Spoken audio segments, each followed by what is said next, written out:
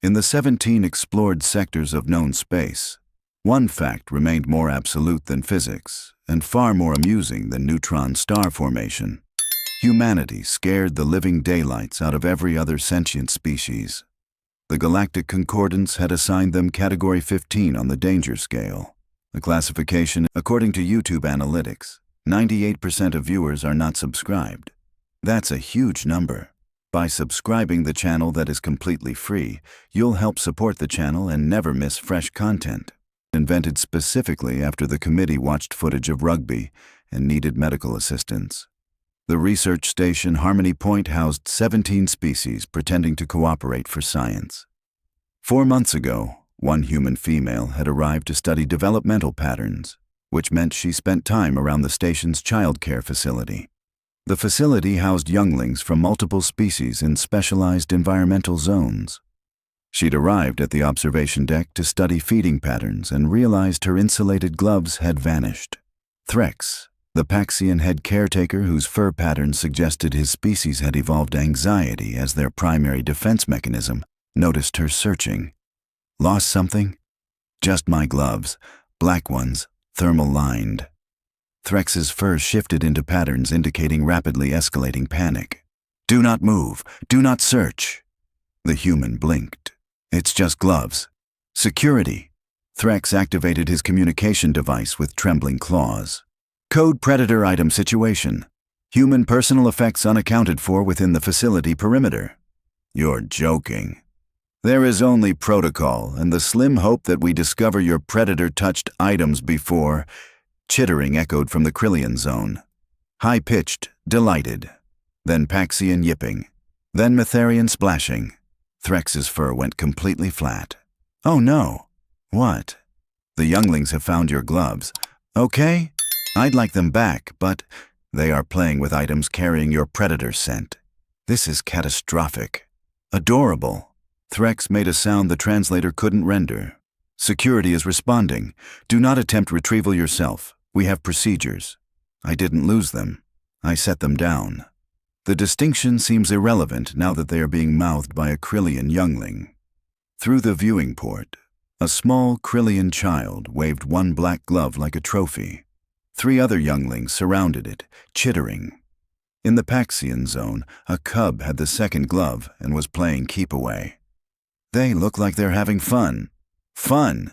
They are playing with predator items carrying your chemical markers. They're clean gloves. That is not the point. Security arrived. 3 officers from different species, all looking like they'd rather be anywhere else. The Vrelnathi officer's eye stalks twitched continuously. Status report. 2 gloves, human origin. Currently possessed by younglings in zones 3 and 5. Should someone check on the Metherians, make sure they're... Do not express concern for the younglings. Do not display caretaking behaviors. The psychological assessments clearly indicated human parenting behaviors are particularly alarming. Because we're predators who care for our young. Correct. The human watched a Krillian youngling attempt to wear her glove as a hat.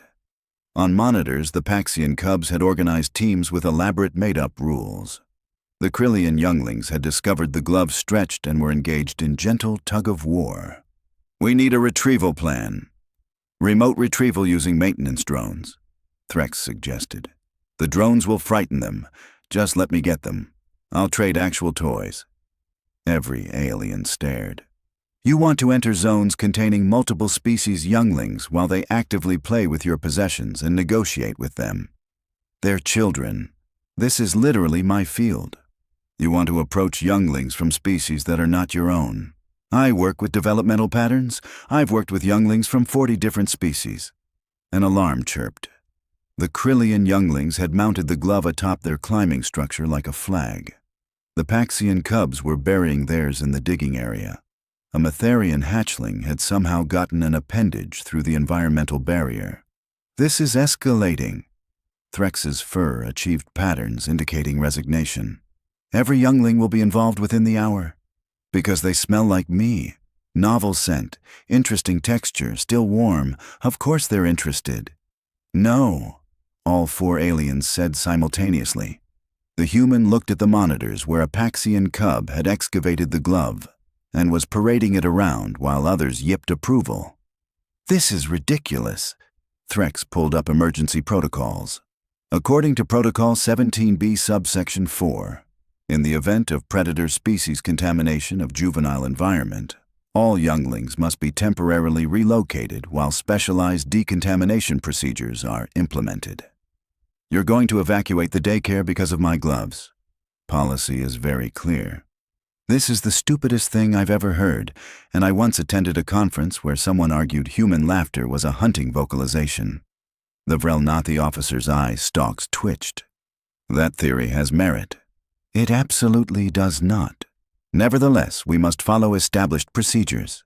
The evacuation will require approximately 2 hours. New sounds interrupted. Crying. 2 Krillian younglings had pulled the glove in opposite directions, torn it slightly, and were now upset because they'd broken the wonderful toy. The human's expression changed instantly. "They're crying." "Yes, younglings do that when distressed." "Because they broke my glove." "Correct. And you're going to evacuate them, upsetting them more, all because of gloves I could retrieve in 30 seconds. Protocol is stupid." The human turned toward the access doors. "I'm getting my gloves." 4 aliens moved to block her path. She looked at them, and something in that forward-facing predator gaze made them step aside without quite meaning to. "Wait, you cannot simply, there are procedures, we need authorization." But the human had accessed the door controls, and the entrance to the Krillian zone was sliding open, and somewhere in the station's administrative offices, an alarm was definitely triggering. The human stepped into the zone. 6 Krillian younglings stopped crying and stared at the strange new creature. In the adjacent zone, Paxian cubs pressed against the transparent barrier. Even the Matharian hatchlings had gone still. Threx activated emergency communications. "This is childcare facility head Threx. The human has entered Zone 3. Repeat, the human has voluntarily entered a juvenile environment. I need immediate guidance. Also possibly a medical team. Also possibly someone from xenopsychology. Also possibly someone who can update my resume because I suspect I will need it shortly." On monitors, the human crouched to the youngling's level, movements slow and deliberate. The Krillian children chittered uncertainly, still holding the torn glove, large eyes fixed on this unprecedented presence. What happened next would eventually require 6 different incident reports, 3 psychological evaluations, and a complete revision of the station's child care protocols. But in that moment, all Threx could do was watch and wonder if humans had somehow managed to be even more confusing than everyone had initially suspected, which, given humanity's track record, seemed entirely possible. The security footage would later become required viewing for every xenopsychology student in 3 sectors. Not because it showed anything dangerous. Quite the opposite. It showed something nobody had considered possible. The human had entered the Krillian zone at 1417 hours. The timestamp would be referenced in no fewer than 43 official documents. She'd crouched down, making herself smaller, less imposing. The 6 younglings had stopped their crying and stared at her with those enormous eyes that evolution had designed specifically to trigger caretaking responses. She'd said something. The audio pickups hadn't caught it clearly, but her tone had been soft, gentle. One of the younglings had taken a tentative step forward, still clutching the torn glove. Then she'd done something that made Threx's fur stand completely on end. She'd smiled, forward-facing predator teeth, fully visible. Every xenopsychology text agreed that bared teeth meant aggression, dominance displays, preparation for violence. The Krillian youngling should have fled. Instead, it had chittered happily and waddled closer.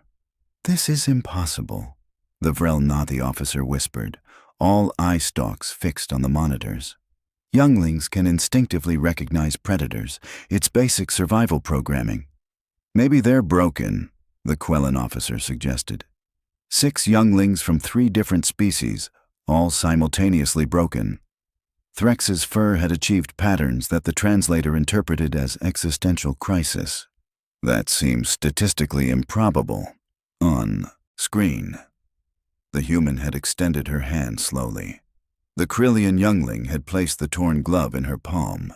She'd examined it, made an exaggerated, sad face that somehow the youngling interpreted correctly, and then pulled something from her pocket. A protein bar. Standard human ration, chocolate-flavored. She'd broken off a tiny piece, held it out. The youngling had sniffed it cautiously, then accepted it with delicate fingers. The chittering that followed was unmistakably delighted. "She's feeding them," Threx said flatly. "The human is feeding alien younglings, without authorization, without nutritional analysis, without them being terrified," the Vrelnathi officer finished. In the Paxian zone, the cubs had noticed the activity. They pressed against the transparent barrier, yipping with excitement. The human glanced over, seemed to consider something, then walked to the barrier. She placed her hand against it. 3 Paxian cubs immediately pressed their paws against the opposite side. "Contact," someone breathed. "She's making contact. Through a barrier. That's technically safe. That's technically insane." The human had retrieved her first glove and was now approaching the Paxian zone entrance. Threx lunged for the control panel, but she'd already accessed the door using her standard authorization codes. Nobody had thought to revoke them. Why would they? Who would voluntarily enter a second juvenile zone after surviving the first? This human, apparently. The Paxian cubs had formed a semicircle around the buried glove, clearly protecting their treasure. The human sat down cross-legged on the ground. Just sat, waited, made herself non-threatening through sheer patience. One cub, braver or more curious than the others, crept forward, sniffed her knee. Then, in a move that would require extensive psychological analysis, it climbed into her lap. "Code maternal," Threx whispered into his communicator. "We have a code maternal situation. The human is displaying nurturing behaviors across species boundaries. I repeat, cross-species nurturing behaviors." "Is that even a real code?" the Quellan officer asked. "It is now." The cub in the human's lap had started making a rumbling sound. Contentment. The human was gently scratching behind its ears, and the cub was leaning into the contact like it had discovered the meaning of existence. Another cub approached, then another. Within minutes, she was surrounded by Paxian younglings, all seeking attention, all completely unafraid. She'd glanced at the buried glove, still partially visible in the digging area. One of the cubs followed her gaze, bounded over, excavated the glove with enthusiastic digging, and proudly presented it to her like a gift. She'd accepted it with appropriate praise, then produced more protein bar pieces. "She's bribing them," the Vrelnathi officer said. "The human is bribing alien children with snacks." "And it's working," Threx replied, his voice hollow. "It's working perfectly." Station Administrator Krell arrived at that moment, his species equivalent of out of breath. "Someone explain why I have emergency alerts about—" He stopped, staring at the monitors. "Is that human sitting in a pile of Paxian cubs?" "Yes." "And they're not fleeing in terror?" "No." "And she has both gloves back?" "Yes." Krell watched for another moment. "Get xenopsychology down here. Also xenobiology. Also someone from the ethics committee. Also—" He paused. "Also someone who can explain how a Category 15 species just became the most effective childcare worker on this station." Nobody had an answer for that. The xenopsychology team arrived in force, datapads clutched like shields, recording equipment hovering behind them on automated drones. Dr. Velis, a Quellan with more academic credentials than sense, pushed to the front of the observation deck. "Unprecedented," Velis muttered, manipulating controls to zoom in on the scene. "Absolutely unprecedented. Cross-species bonding without familiarization period. Immediate trust response from multiple unrelated juveniles. The human hasn't even established dominance hierarchy." "Perhaps because she's not trying to establish one," Threx suggested quietly. "Impossible. Predator species always establish hierarchy. It's fundamental to their psychology." On screen, the human had somehow convinced the Paxian cubs to form an orderly line. She was distributing small pieces of protein bar with perfect fairness, ensuring each cub received equal portions. When one cub tried to cut in line, she gently redirected it to the back with nothing more than a soft sound and a guiding hand. The cub had complied immediately. Velis's translator struggled with his incoherent stammering. Obeyed, the Vrelnati officer supplied. Yes, without threat displays, without dominance assertion, simply obeyed. The human stood, both gloves now secured in her jacket pocket.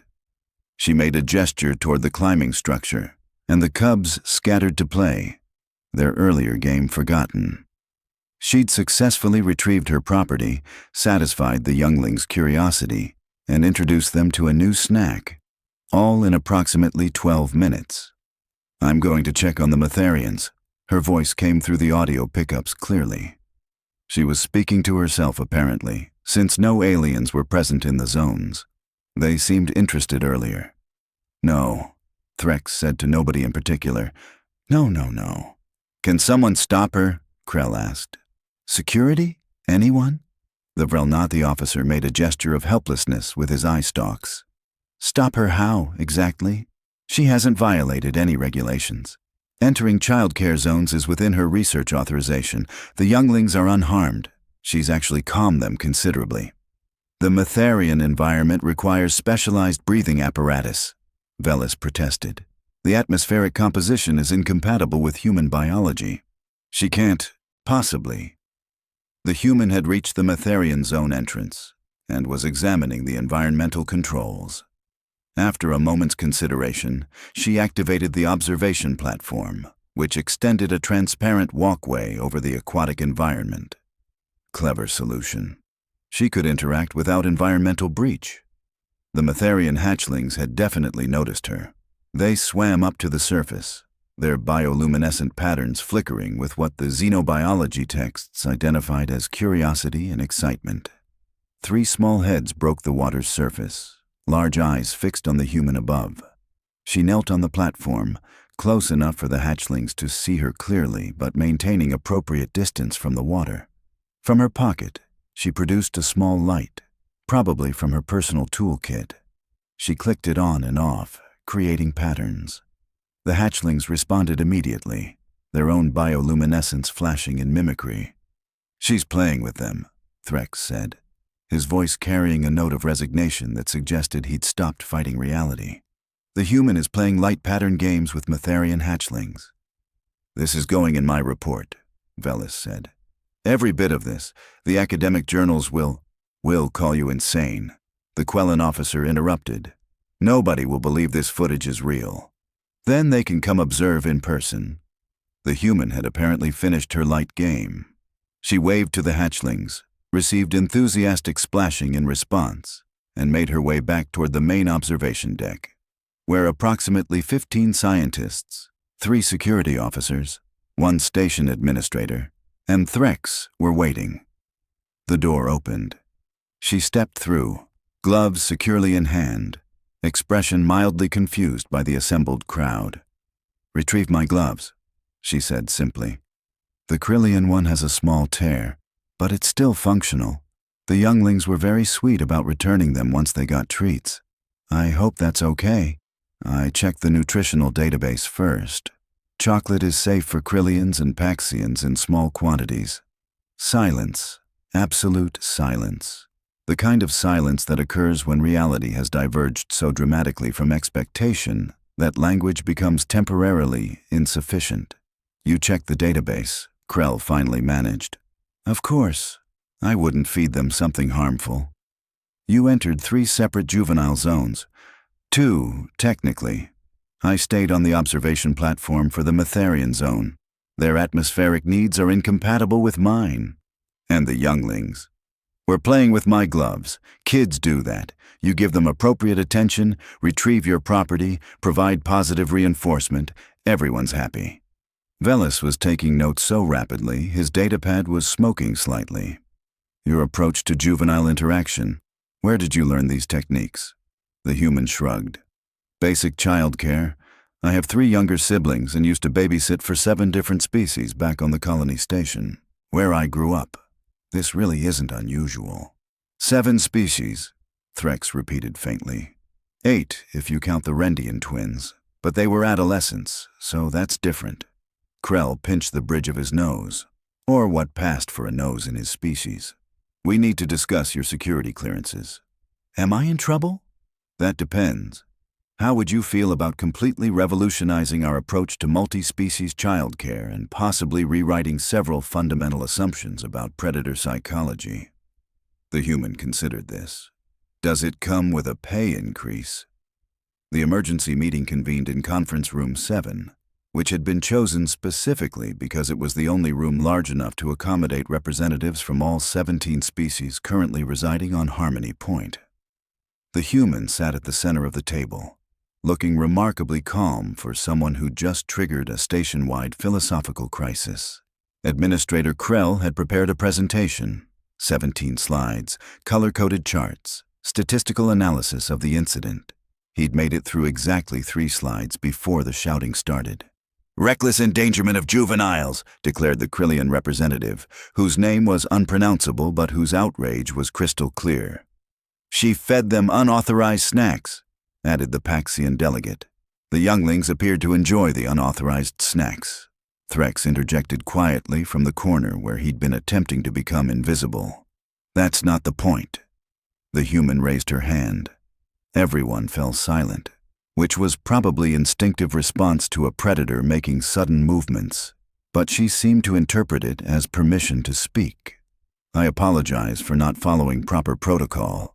In my defense, the alternative was watching children cry over a broken toy while you evacuated an entire facility for decontamination. That seemed worse. Worse than exposing them to predator presence. They were already exposed. They'd been playing with my gloves for 20 minutes. The exposure had occurred. I just resolved the situation." Velis leaned forward, datapad at the ready. "Your methods, the way you approach them, that's not standard predator behavior. I'm not a predator. I'm a xenobiologist who happens to come from a species you've classified as predators. Forward-facing eyes, pursuit physiology, omnivorous dentition designed for, also advanced social bonding, extended childhood development, and strong caregiving instincts.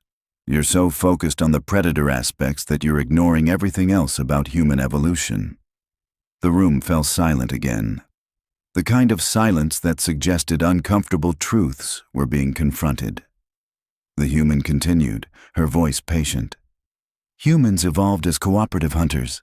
Yes, hunters. But cooperation was the key to our success, not individual aggression. We raised our young communally. We cared for offspring that weren't biologically ours. We developed complex social structures specifically around protecting and nurturing children. That's not ancillary to our nature, it's central to it.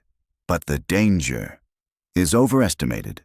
Look at the footage. Really look at it.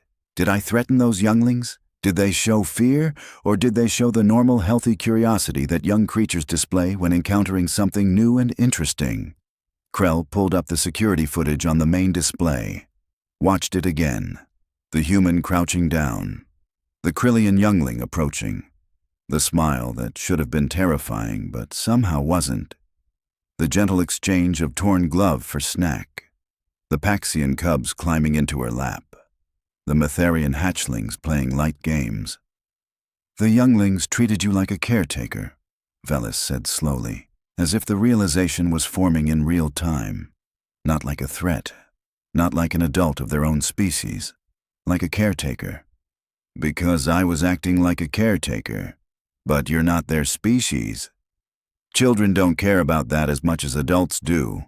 They care about whether you're safe, whether you're interesting, and whether you have snacks." Someone laughed. Possibly the Quellon officer, though the translator didn't identify the source.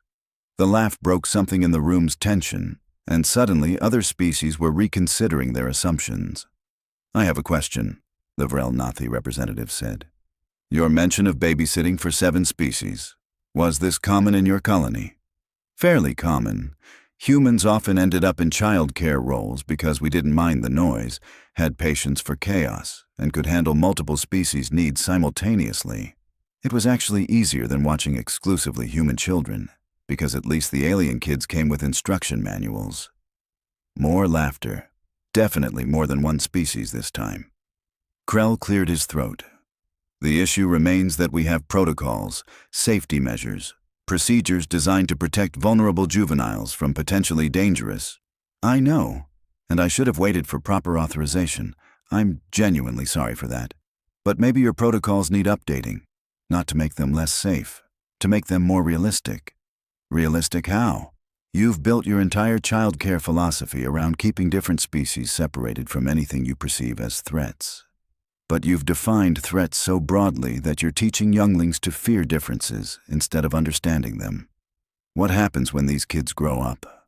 When they have to work on mixed species stations? When they encounter humans in diplomatic or commercial contexts? The room had gone quiet again, but this time it was contemplative rather than hostile. You're suggesting integration, Velis said. I'm suggesting that maybe a Category 15 species who can make 6 different younglings stop crying and start playing might be useful in a childcare facility. Just a thought. Threx's fur rippled in patterns that suggested he was experiencing something close to hope. The younglings have been asking about you. All of them. The Krillians keep requesting the nice tall one who shares food. The Paxian cubs want to know when you're coming back.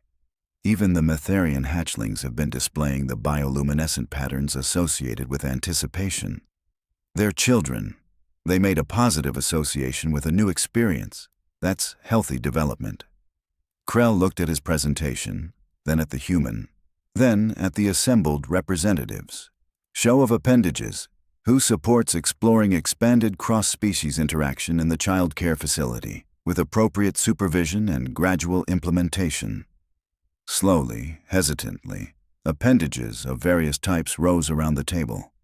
Not all of them, but enough. Motion carries, Krell said. Barely. We'll establish a pilot program, closely monitored, extensively documented, and he looked directly at the human. You'll be leading it, with proper protocol training this time. Does this come with that pay increase I mentioned? Don't push your luck. The human grinned, which was still unsettling to some species, but which everyone was slowly learning to interpret as pleasure rather than aggression. She reached into her pocket and pulled out her gloves, the torn one and the intact one, evidence of the incident that had somehow revolutionized station childcare policy. For what it's worth, she said, these are really good gloves, thermal-lined, flexible, durable enough to survive being toys. I'd hate to lose them again. Then perhaps, Threx suggested, his fur achieving patterns that might have been amusement. You should label them, with your name, and a note requesting younglings return them when finished playing. The human laughed, and this time, nobody flinched. 3 months later, Harmony Point's childcare facility would become the model for mixed-species early development programs across 5 sectors. The human would indeed receive a pay increase, along with a promotion and a dedicated research team. Threx would write a paper on cross-species childcare that would win several prestigious awards and cause him to be invited to lecture at universities he'd only dreamed of visiting. And somewhere in the Galactic Concordance archives, a committee would quietly begin reassessing the Category 15 classification, adding a footnote that perhaps apex predators who evolved cooperative childcare instincts were less dangerous than originally calculated, or possibly more dangerous, depending on how one defined the term. After all, a species that could make younglings from 17 different civilizations trust them unconditionally was either the safest caretaker in the galaxy or the most effective infiltrator. The committee chose to believe the former, mostly because the alternative was too terrifying to contemplate, and they'd already spent their sedative budget for the fiscal year. The incident report filed that day would become the most read document in Harmony Point's administrative history, though mostly because people refused to believe it without seeing the evidence themselves. A pair of missing gloves had accomplished what decades of diplomatic negotiations could not. proving that human instincts toward childcare transcended species boundaries. The human kept those gloves, torn one and all, mounted in a small display case in her office. Visitors often asked about them. She'd smile. That expression everyone had learned meant happiness, not hunting, and explained that sometimes the best discoveries in xenobiology came from the simplest accidents. The younglings never forgot their encounter with the tall predator who traded snacks for toys and treated them like they mattered. As they grew, they carried that memory forward, lacking the instinctive fear their parents possessed. They'd learned something their elders hadn't, that category classifications and danger assessments were less important than kindness. The galaxy had spent millennia afraid of humanity's predator nature. It took one researcher in a child care facility to reveal the truth. Humans were dangerous, yes, but not in the way anyone had expected. They were dangerous because they made you reconsider everything you thought you knew about what made someone safe. And that was far more terrifying than teeth.